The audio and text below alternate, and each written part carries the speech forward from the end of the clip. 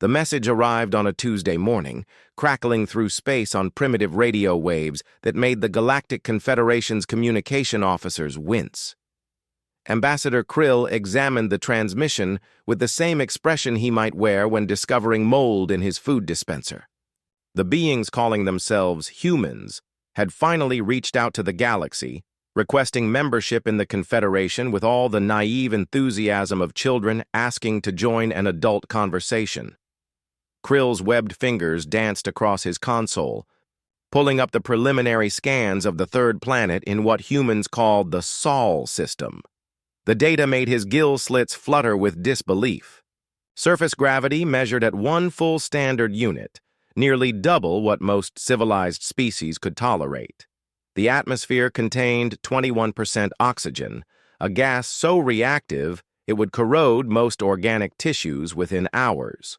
Weather patterns showed storms that could level cities, temperature swings that ranged from water freezing to metal expansion, and something the scanners identified as hurricanes that moved with the force of orbital bombardments. "A death world," Krill muttered, his translator device rendering the words in 17 different languages for his mixed-species crew.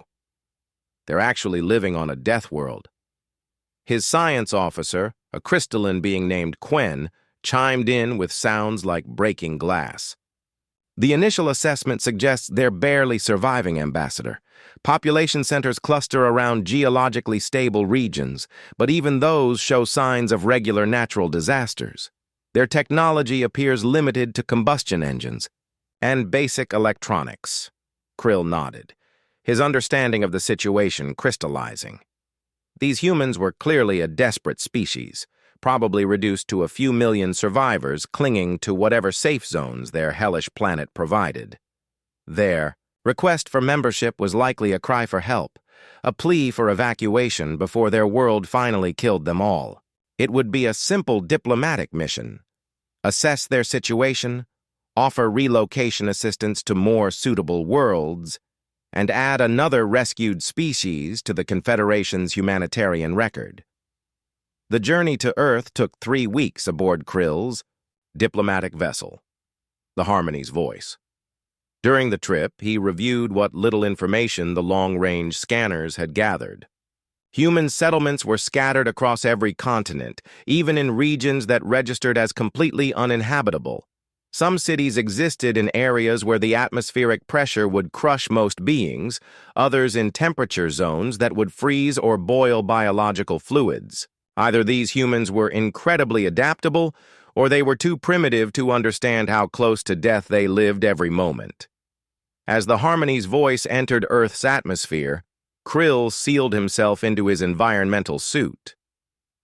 The ship's atmospheric processors worked overtime to maintain a breathable environment, filtering out the toxic oxygen and adjusting the crushing gravity through localized field generators. Even with all these protections, several crew members reported feeling dizzy and disoriented. The human transmission had directed them to land at something called Denver International Airport. The name suggested some kind of governmental facility, though Krill couldn't understand why any administration would build their headquarters at such an extreme altitude. The atmospheric pressure here was noticeably lower than sea level, which should have made it even more dangerous for the local population.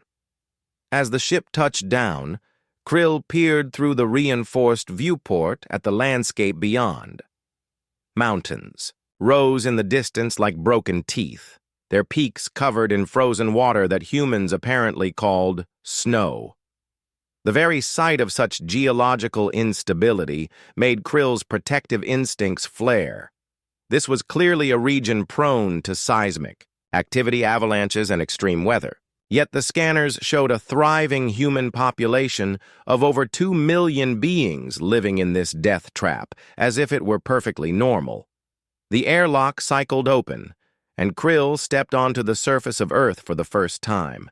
Even through his environmental suit, he could feel the oppressive weight of the planet's gravity trying to crush him into the ground.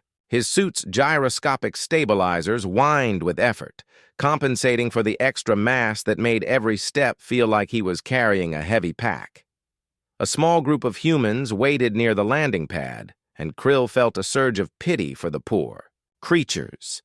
They stood exposed to their planet's toxic atmosphere without any protective equipment, their soft-looking bodies somehow functioning in conditions that would kill most galactic citizens within minutes. They appeared remarkably healthy for beings living in such extreme conditions, though Krill assumed this was simply the result of natural selection weeding out the weak. The human who stepped forward appeared to be their leader, based on the way the others deferred to him. He was tall by human standards, though still shorter than Krill, with graying hair that suggested he had somehow survived to an advanced age, despite his world's hostility. He wore simple clothing that provided no apparent protection from the elements, and he was actually smiling. "Welcome to Earth," the human said, his voice carrying clearly through the thin atmosphere. "I'm David Smith, representing the United Nations in these first contact proceedings. We're honored to have you here." Krill activated his suit's external speakers. "I am Ambassador Krill of the Galactic Confederation. We received your transmission requesting membership and have come to assess your situation." He paused, choosing his words carefully. "We understand that your species faces significant environmental challenges. We're here to help." David's smile grew wider, though Krill noticed something unsettling in the expression. There was no fear, no desperation, none of the relief he expected from a species on the brink of extinction.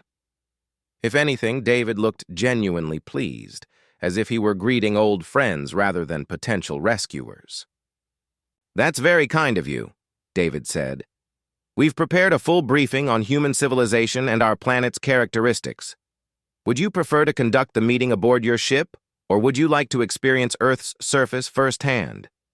We have an excellent conference facility just a few miles from here." Krill felt his gill slits flutter again. The human was actually suggesting they travel further into this death world, away from the safety of the ship. "I think it would be best if we remained close to our vessel," Krill said carefully. "Perhaps you could bring your presentation materials here?" "Of course," David replied, but Krill caught something in his tone. Was that disappointment? "Though, I should mention, the facility has much better accommodations, comfortable seating, climate control, refreshments. We thought you might enjoy experiencing human hospitality." The casual way David mentioned climate control sent a chill through Krill's protective suit. These humans had somehow developed technology to modify their environment, yet they chose to live exposed to their world's dangers. They had the means to create safer conditions, but treated their deadly planet as if it were home. As David began to outline the briefing schedule, Krill realized his initial assessment might have been wrong. These weren't desperate survivors clinging to life on a death world. These were beings who had somehow learned to thrive in conditions that would destroy most of the galaxy. The question was, what kind of species could call such a place home? 3 days after first contact, Krill found himself questioning everything he thought he knew about survival.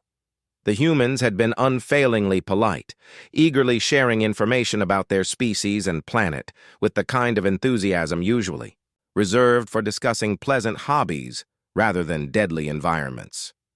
Their presentation had been thorough, professional, and absolutely terrifying once Krill began to understand what he was actually hearing. The breaking point came when David suggested what he called a practical demonstration of human capabilities. Krill had agreed, expecting perhaps a showcase of their primitive technology, or maybe some cultural performances. Instead, David had cheerfully invited the diplomatic team to observe humans engaging in what they termed normal daily activities at something called a fitness center. Now Krill stood in the observation area of the Denver Athletic Club, his environmental suit's sensors working overtime to process what they were witnessing. Through the reinforced viewing window, dozens of humans moved through the facility with casual ease, performing acts that Krill's species would classify as extreme athletic feats, requiring months of preparation and specialized equipment. "That's Rebecca," David explained, pointing to a human female who appeared to be lifting a metal bar loaded with circular weights. "She's training for a powerlifting competition next month. Nothing too serious, just a local event." Krill watched in horrified fascination as Rebecca positioned herself under the bar, which his suit's scanners indicated weighed nearly twice her body mass. Without any apparent strain, she lifted the massive weight above her head, held it steady for several seconds, then lowered it back to its starting position. She immediately added more weight and repeated the process. "How is that possible?" Quen whispered, his crystalline form resonating with disbelief. "The structural integrity of her skeleton should collapse under that load." David glanced at the translator device, seeming genuinely confused by the question. "It's just basic strength training. Rebecca's been lifting for about 3 years now. She started with much lighter weights, of course." Krill felt his gill slits close involuntarily. As he processed this information, the human female had deliberately subjected herself to gradually increasing stress loads until her body adapted to handle weights that could crush most galactic species. And she did this for recreation. The demonstration continued with increasingly disturbing examples of human normalcy. A group of humans ran on mechanical devices that forced them to maintain speeds that would cause cardiac failure in most beings. Others stretched their limbs into positions that suggested either incredible flexibility or complete joint dislocation. Most unsettling of all, they seemed to enjoy these activities. "Oh, you have to see the martial arts class," David said, leading them toward another section of the facility. "Tom teaches mixed martial arts. It's really quite beautiful to watch." Krill wasn't sure he wanted to see anything else, but diplomatic protocol required him to observe whatever the humans wished to show them. The martial arts studio contained a large padded area where 2 humans faced each other in what appeared to be ritualized combat positions. They were supervised by an older human who called out instructions while a dozen others watched from the sides. "The goal is controlled application of technique," David explained as the 2 humans began to circle each other. "They're practicing joint locks and submission holds. Safety is always the top priority." What followed challenged every assumption. Krill had about the nature of peaceful species. The 2 humans engaged in what could only be described as sophisticated violence. They grappled with each other, each trying to force their opponent into positions where escape became impossible. One human wrapped his arm around the other's neck in a hold that should have cut off blood flow to the brain. Instead of panicking, the trapped human calmly worked to escape, eventually succeeding and immediately reversing the situation. "Excellent technique," the instructor called out. "Remember, apply pressure gradually. We're here to learn, not to hurt each other." Krill's translator struggled with the contradiction. These humans had developed elaborate systems for efficiently subduing opponents, then practiced them on each other while maintaining strict rules to prevent serious injury. They had weaponized their own bodies, then turned that weaponization into a social activity. The situation became even more incomprehensible when one of the practicing humans accidentally made contact with his partner's nose. Blood immediately began flowing from the injury, and Krill's medical training kicked in. He started forward to assist, expecting to see the wounded human evacuated for emergency treatment. Instead, the injured human simply pinched his nose and tilted his head back. "Sorry about that, Mike," he said to his partner. "I moved into that punch. My fault." "No worries," Mike replied. "You okay to continue?" The bleeding human dabbed at his nose with a cloth, tested the injury with his fingers, and nodded. "Yeah, it's nothing serious. Let's keep going." They resumed their combat practice as if nothing had happened. Krill watched in stunned silence as the human continued to bleed intermittently while engaging in activities that could cause even more damage. No medical intervention, no protective equipment beyond basic padding, no apparent concern for what Krill's species would consider a significant trauma requiring immediate attention. "This is normal?" Krill asked David, who had been watching the exchange with mild interest. "Oh, sure," David replied. "Nosebleeds happen sometimes in contact sports. As long as there's no serious damage, we just clean up and keep training. The human body is pretty resilient. Resilient! Krill tested the word in his mind while watching humans deliberately subject themselves to controlled violence for entertainment. These beings didn't just survive their hostile planet. They had internalized its harshness and made it part of their social structure. They practiced hurting each other safely, conditioned their bodies to handle extreme stress, and treated injuries that would hospitalize most species as minor inconveniences. The final demonstration involved something David called rock climbing. A human male named Alex was scaling a nearly vertical wall using only his hands and feet, following a path marked by colored holds. The wall rose 15 meters into the air, and Alex climbed without any safety equipment beyond a harness connected to a rope. "The route he's on is rated 510, David explained. "That's intermediate difficulty. Alex has been climbing for about 2 years. Krill watched Alex reach a point where the holds seemed impossibly small and far apart. For several minutes, the human hung from his fingertips, studying the rock face and planning his next moves. Then he committed to a sequence that required him to leap from one hold to another, trusting his grip strength and body control to prevent a fall that could result in serious injury.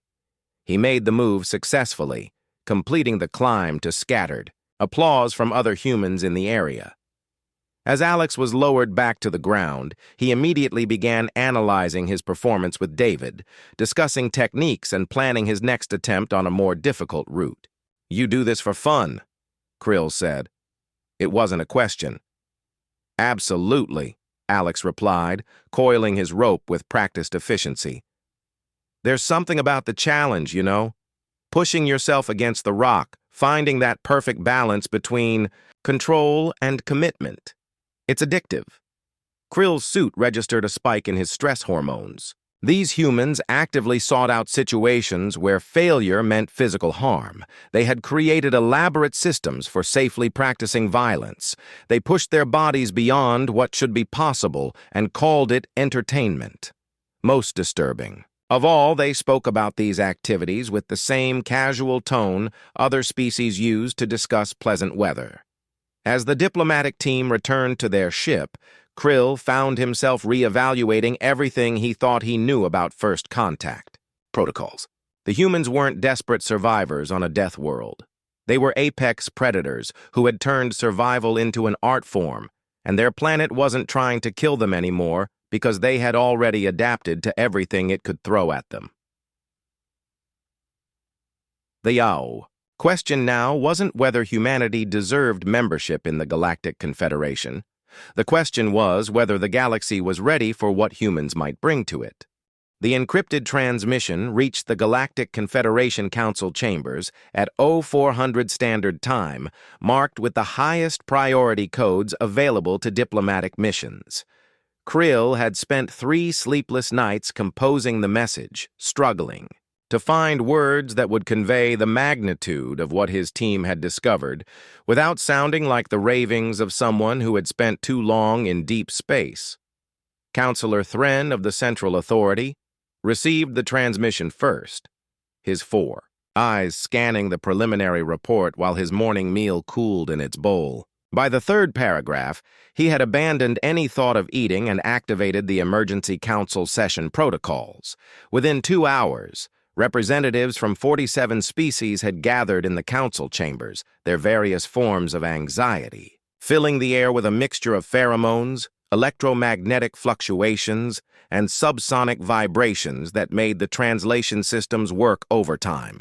Ambassador Krill's initial assessment was incorrect, Thren announced, his voice carrying the weight of someone delivering news that would change everything. The humans are not survivors clinging to life on a death world.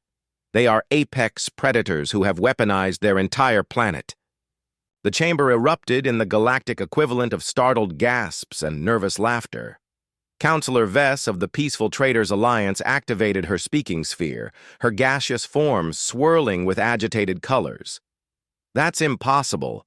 Our long-range surveys showed primitive technology and scattered settlements. They barely qualify for pre-warp status." Because they don't need advanced technology, Thren replied, calling up the detailed sensor data Krill had transmitted. They've evolved beyond the need for most of it. Look at these metabolic readings. The holographic display showed human biological functions alongside comparative data from other species. The numbers told a story that made seasoned diplomats shift uncomfortably in their seats. Human cardiovascular systems operated at pressures that would burst most organic circulation networks. Their muscular density was nearly 3 times galactic average. Their skeletal structure could withstand impacts that would pulverize typical bone matrices. They've been shaped by their environment into living weapons, Thren continued. But more disturbing is what they've done with that shaping. They've systematized it. The next series of displays showed recordings from the fitness center demonstration. Council members watched in growing horror as humans deliberately stressed their bodies beyond normal limits, then recovered and repeated the process. The martial arts footage caused several representatives to request immediate medical attention for shock-induced symptoms. Counselor Marsh of the Scientific Collective, a being whose species prided itself on rational analysis, requested permission to speak. His mechanical voice betrayed none of the emotion his organic colleagues displayed, but his optical sensors flickered rapidly with processing strain. The implications of this data require immediate independent verification. If accurate, we're dealing with a species that has turned self-modification into a cultural institution. It gets worse, Thren said, activating the next data set. Show them the historical analysis. The holographic display shifted to Earth's past, reconstructed, from human databases that they had willingly shared. The timeline stretched back millions of years, showing a planet that had repeatedly tried to destroy its dominant species through ice ages, asteroid impacts, supervolcanic eruptions, and climate shifts that would have wiped out any reasonable civilization. They survived everything, Thren said as the timeline advanced through each catastrophe. But more than survived. They documented it. They studied it. They learned from it. Every extinction-level event became a lesson in adaptation. The display showed human settlements spreading across their planet after each disaster, not just rebuilding but expanding into new territories. They colonized regions devastated by volcanoes, adapted to climate zones that shifted with each ice age, and developed technology specifically designed to handle their world's hostility. They hunt for recreation. Counselor Bex of the Harmony. Worlds whispered, his translation device barely picking up the sound. Their databases contain detailed records of pursuing prey animals across impossible terrain for days until the creatures collapsed from exhaustion. They call it persistence hunting and consider it a fundamental part of their cultural heritage. The council chamber fell silent as this information was processed. Most galactic species had evolved past the need for hunting, developing agriculture, or synthetic nutrition long before achieving sapience. The concept of deliberately chasing other living beings to death for food was difficult enough to comprehend. The idea of continuing to do so for entertainment after developing alternative food sources was terrifying. What about their military capabilities? Asked Counselor Prime Unit 7 of the Machine Collectives. If they've weaponized their recreation, what have they done with their warfare? Thren's expression grew even more grim. They've had continuous armed conflicts for their entire recorded history, not just territorial disputes or resource wars. They've developed thousands of different ways to kill each other efficiently. Then, turned those methods into academic subjects taught in their educational institutions. The historical data showed an unbroken chain of human conflicts stretching back to their earliest civilizations. But rather than learning to avoid violence, they had refined it into an art form. Military academies taught strategy and tactics, developed over millennia of warfare. Their literature celebrated famous battles and honored successful warriors. Most disturbing of all, they had created detailed manuals on conducting violence efficiently and distributed them freely to their entire population. They have a saying, Thren continued, reading from Krill's cultural notes. Know your enemy. They study warfare not just to wage it, but to understand it completely. They analyze every aspect of conflict from logistics to psychology, then teach these analyses to their children. Counselor Vess's gaseous form had turned a pale, sickly color. What kind of species teaches violence to their offspring? The kind that lives on a world where everything is trying to kill them, Thren replied. But here's what truly concerns our xenosociologists. Despite having perfected violence to a degree no other known species has achieved, their internal conflicts have been decreasing over the past several centuries. They're not becoming less capable of violence. They're becoming more selective about when to use it. The implications hung in the air like a toxic cloud. A species that had mastered violence beyond any galactic standard, but was learning restraint, suggested something unprecedented in the Confederation's experience. They weren't dealing with savage primitives or peaceful philosophers. They were facing apex predators who had developed wisdom. There's more, Thren said. Those several council members were already showing signs of stress overload. Their space program. They didn't develop it for exploration or scientific advancement. They developed it because they wanted to leave their planet while it was trying to kill them. The display showed human space missions, starting with primitive chemical rockets and advancing through increasingly sophisticated systems. But the motivation behind each mission was escape, survival, and the conquest of an environment even more hostile than their home world. They went to space knowing it. Would try to kill them, Thren explained. They planned for equipment failures, radiation exposure, life support breakdowns, and isolation effects that would drive most species insane. Then they did it anyway, because they wanted to see what was out there. They explore because it's dangerous, Counselor Marsh observed, his optical sensors now flickering in what his species displayed as fascination rather than fear. Not despite the danger, but because of it. Exactly, Thren confirmed. Which brings us to the central question we must answer. What do we do with a species that views the entire universe as a challenge to overcome? The council chamber buzzed, with urgent communications between species representatives and their home governments. Emergency sessions were being called across the galaxy as the true nature of humanity began to be understood. Ambassador Krill is requesting immediate guidance, Thren announced. The humans are waiting patiently for our response to their membership application. They seem genuinely puzzled by what they consider our overly cautious approach to first contact. Counselor Prime Unit 7's mechanical voice cut through the general chatter. Are they a threat to galactic peace? That, Thren replied, depends entirely on whether we can convince them that the rest of the galaxy deserves their protection rather than their conquest. The order came down from the Galactic Confederation Council disguised as a friendly gesture. Invite the humans to participate in a joint military training exercise. The official explanation spoke of cultural exchange and mutual understanding between species, but General Vorth of the Elite Guard knew the truth. This was an assessment disguised as cooperation, a chance to measure human military capabilities without revealing the true nature of the test. Vorth had overseen similar evaluations before, usually with species that showed promise for specialized peacekeeping roles. The standard protocol involved gradually escalating scenarios designed to push subjects beyond their comfort zones until their tactical limitations became apparent. Most species reached their breaking point during the third level, simulations. A few exceptional races managed to complete fourth-level scenarios before exhaustion or stress-induced breakdown ended their participation. The humans had accepted the invitation with the same enthusiastic politeness they showed toward everything else.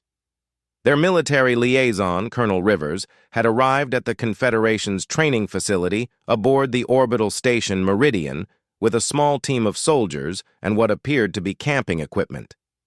When asked about the gear, Rivers had explained that human soldiers preferred to be prepared for extended field operations, even during exercises.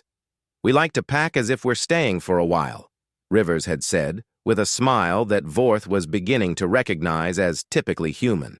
It seemed friendly enough, but there was something behind it that suggested these beings found humor in situations other species might consider serious. The first-level simulation began in what the Confederation considered a moderately challenging environment. A desert world with daytime temperatures that could dehydrate most species within hours and nighttime cold that would freeze exposed flesh. The scenario involved extracting a diplomatic team from a hostile settlement while avoiding detection by superior enemy forces. Vorth watched from the command center as the human team materialized in the simulation, immediately spreading out in a formation that showed clear tactical thinking. What happened next made him question whether the simulation parameters had been set correctly. The humans moved through the desert environment as if it were their natural habitat. They showed no signs of distress from the heat, no reduction in efficiency as the hours passed, no apparent need for the frequent rest periods that other species required. Most remarkably, they seemed to be enjoying themselves. "This terrain reminds me of Arizona," one of the human soldiers said over the communication link, his tone conversational despite the fact that he was currently stalking through an environment that would kill most galactic citizens. "Bit hotter, though." "I was thinking more Nevada," another replied. "Remember that training exercise at 29 Palms? This is practically comfortable compared to that." Vorth activated his communication system. "Colonel Rivers, are your soldiers experiencing any difficulties with the environmental conditions?" Rivers's voice came back clear and steady. "Not so far, General. Is this supposed to be the difficult part?" The question sent a chill through Vorth's secondary nervous system. The humans weren't just handling the first-level simulation, they were treating it as routine. He activated the second-level protocols 2 hours ahead of schedule. The simulation shifted to an urban warfare scenario on a world with crushing gravity and a corrosive atmosphere. Enemy forces armed with advanced weapons systems controlled strategic positions throughout a city that most species would find uninhabitable. The mission parameters required neutralizing hostile targets while protecting civilian populations and securing 3 separate objectives simultaneously. The human team adapted to the new conditions with the same casual efficiency they had shown in the desert. They moved through the high-gravity environment without any apparent strain, coordinated their assault with precision that suggested years of practice, and began systematically dismantling the enemy positions using tactics that the simulation's computers struggled to counter. "They're not following standard doctrine," Vorth's tactical analyst reported, his voice tight with confusion. "Their approach to urban warfare appears to be completely improvised, but it's more effective than our established protocols." Vorth watched in fascination as the humans split into smaller units, each group taking on objectives that should have required larger forces. They used the environment in ways the simulation designers had never considered, turning defensive positions into traps and creating tactical advantages from terrain features that other species would view as obstacles. When they encountered a heavily fortified enemy position that blocked access to one of their objectives, the human solution defied military logic. Instead of calling for heavy weapons or attempting a prolonged siege, they simply sent 2 soldiers to scale the building's exterior wall, in crushing gravity, while under fire. For fun, apparently. "There's no way up that surface," Vorth's analyst protested. "The structural composition won't support climbing holds, and the gravity makes vertical movement impossible for most species." The 2 human soldiers reached the roof of the building, eliminated the surprise defenders, and opened a new attack route for their teammates. The entire maneuver took less than 15 minutes and was accomplished with equipment that other species would consider inadequate for the task. "Level 3, Vorth ordered, his voice strained. "Initiate Level 3 protocols immediately." The third-level simulation was designed to be impossible. It featured a combination of environmental hazards that would kill most beings outright.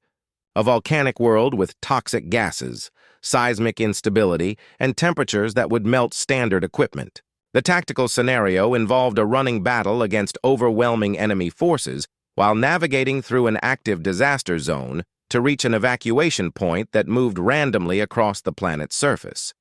The humans received the new parameters and began adapting their strategy without missing a beat. They treated the volcanic environment as an interesting puzzle rather than a death sentence, using the seismic activity to predict enemy movements and timing their advances to coincide, with eruptions that would mask their approach. "This is actually pretty cool," one of the human soldiers said as he leaped across a lava flow that would have incinerated any other species.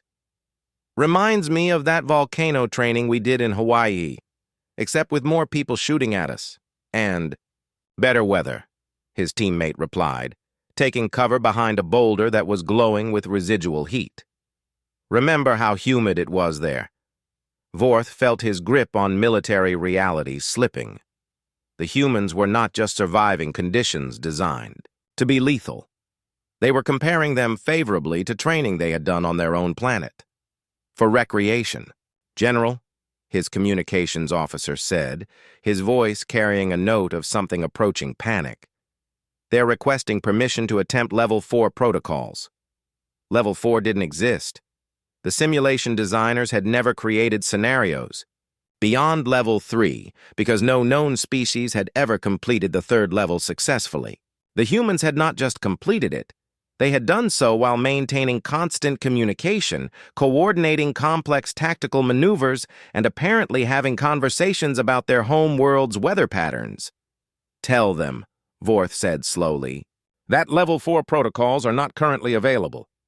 "Actually, sir," the communications officer continued, "Colonel Rivers says they have some ideas for more challenging scenarios if we're interested. She says this has been good warm-up, but her team is ready for the real thing now."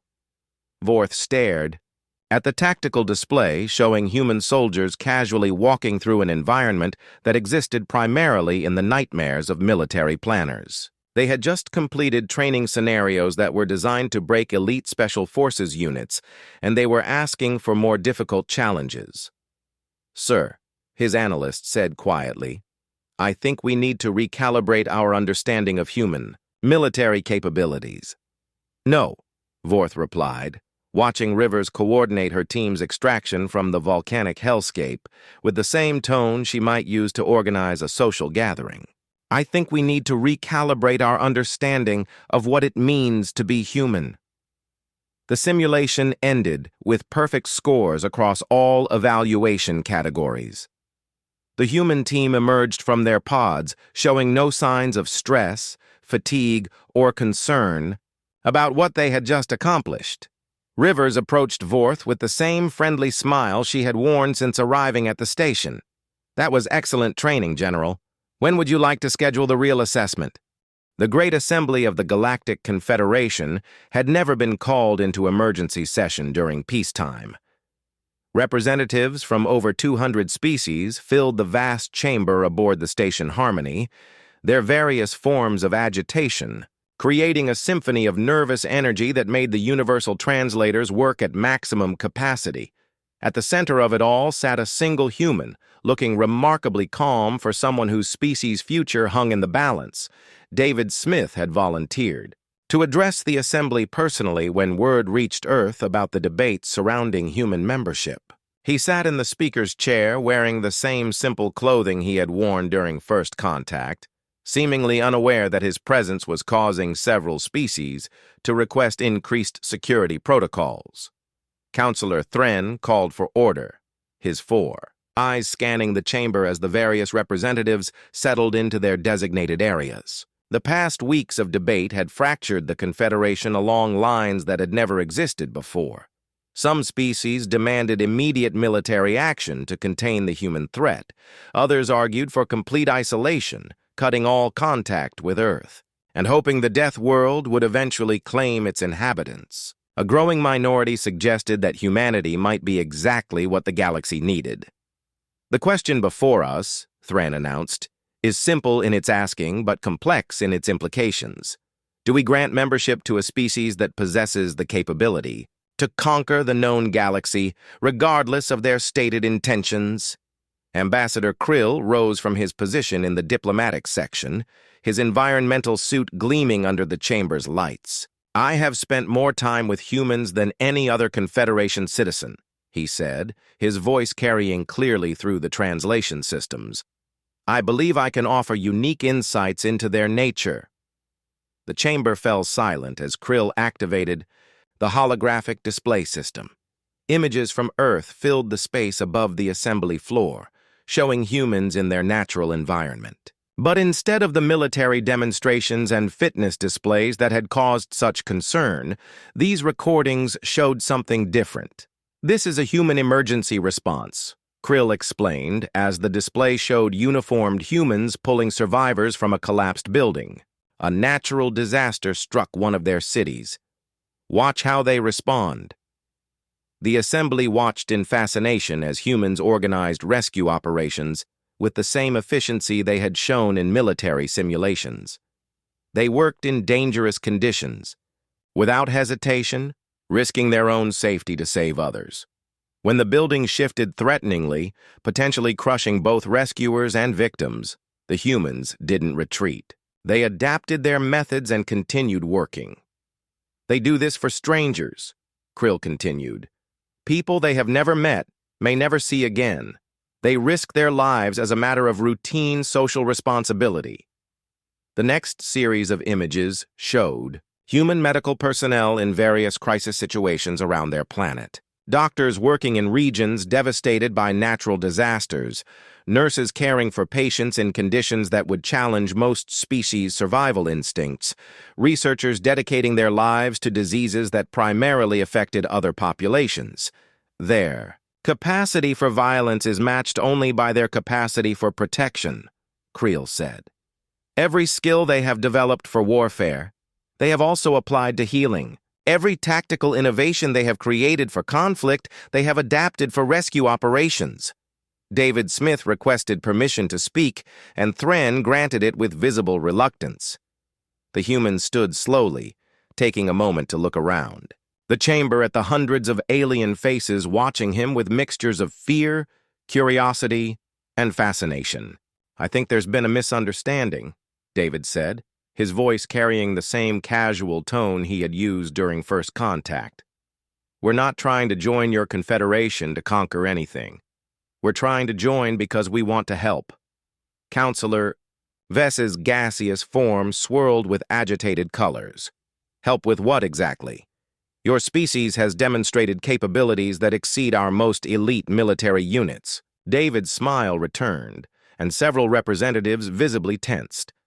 That's exactly why we want to help, he said. We've spent our entire history learning how to survive impossible situations and protect people in dangerous conditions. We figured, you might have some dangerous situations that need protecting people from. The simplicity of the statement hung in the air like a revelation. General Vorth, attending the session as a military observer, activated his speaking privileges. You're saying your species wants to join the Confederation to serve as protectors? Well, yeah, David replied, as if the answer should have been obvious. We're pretty good at it and we enjoy the work. Seemed like a natural fit. Counselor Marsh's optical sensors flickered rapidly as he processed this information. But your military capabilities could allow you to dominate any conflict situation. Why would you choose to serve rather than command? David looked genuinely puzzled by the question. Because that's what protectors do. You don't protect people by ruling them. You protect them by standing between them and whatever's trying to hurt them. The chamber erupted in urgent discussions as representatives struggled to reconcile their image of humans as apex predators with this casual declaration of service. Counselor Prime Unit 7's mechanical voice cut through the noise. What guarantees do we have that your species will maintain this protective stance? Your capabilities suggest you could change your position at any time. None, David answered honestly. But here's the thing about humans. We've been protecting each other for so long that it's basically hardwired into who we are. Every parent protects their children. Every community protects its members. Every nation protects its citizens. We've built our entire civilization around the idea that the strong protect the weak. Krill activated the display again, showing footage from human history. Soldiers throwing themselves on explosive devices to save their comrades, civilians forming human chains to rescue people from floods, emergency workers running toward danger, while everyone else ran away. This pattern repeats throughout their history, Krill explained. In every culture, in every era, in every situation where protection was needed, humans have provided it, not for profit, not for power, but because they believe it's the right thing to do. David nodded. We call it duty.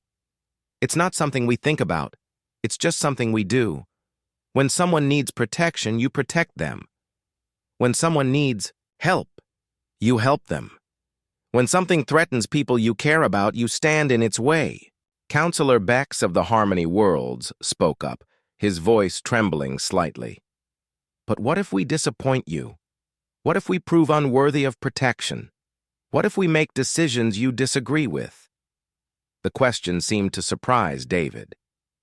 Then we protect you anyway, he said simply. That's what protection means. You don't get to choose who deserves safety based on whether you like their choices. You keep everyone safe and let them make their own mistakes. The revelation that followed was profound in its simplicity. The Confederation had been afraid of human strength, but they had missed the crucial point. Humans had developed that strength specifically to protect others, and their entire culture reinforced the idea that power existed to serve rather than to rule. General Vorth stood up from his observation post. I formally recommend immediate acceptance of human membership in the Galactic Confederation, he announced. Not despite their capabilities, but because of them. The galaxy needs protectors who can handle impossible situations and keep everyone safe while they do it. The vote was surprisingly unanimous once the Assembly understood what they were actually voting on. They weren't accepting potential conquerors into their organization. They were gaining protectors who had spent millennia learning how to keep people safe in the most dangerous circumstances imaginable. As the session concluded and species representatives began planning integration protocols, David remained in his chair, looking pleased but not particularly surprised by the outcome. Ambassador Krill approached him as the chamber emptied. Weren't you worried about the vote? Krill asked. Your entire species' future depended on this decision. David shrugged, standing and stretching with the same casual ease he showed toward everything else. Not really, he said. We figured once you understood what we were offering, you'd want us around. Everyone needs someone watching their back, and we're really good at it. 3 months later, human peacekeepers were deployed to their first Confederation crisis, a civil war on a distant world where environmental conditions made intervention impossible for most species. The humans arrived, set up operations in conditions that would have killed other peacekeepers, and began the patient work of protecting civilians while the combatants exhausted themselves. When the war ended 6 weeks later, both sides credited the human presence with preventing the massive civilian casualties that previous conflicts had produced. The humans had done exactly what they had promised, stood between people and danger, until the danger passed. Krill, now serving as human liaison to the Confederation Council, received regular reports on human peacekeeping operations across the galaxy. Every report told the same story. Humans arrived, assessed the situation, positioned themselves between threats and victims, and maintained that position until safety was restored. They never asked for special treatment, never demanded additional resources, never complained about difficult conditions. They simply did the job they had volunteered for with the same matter-of-fact competence they brought to everything else. The galaxy had gained more than new members. They had gained guardians who viewed protection as a calling rather than a duty, and who brought 40,000 years of experience in keeping people safe in impossible circumstances. Earth's gravity hadn't been the threat after all. The real threat had been the possibility that the galaxy might have to face its dangers, without the humans who had learned to thrive in them.